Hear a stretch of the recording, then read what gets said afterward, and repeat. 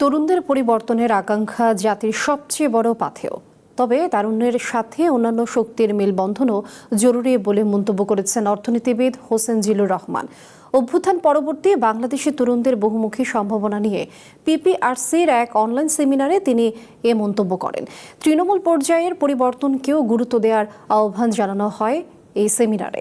শিশু কিশোরদের সিদ্ধান্ত গ্রহণ ও নেতৃত্বের দক্ষতা গড়ে তোলার উপর জোর দেন বক্তারা।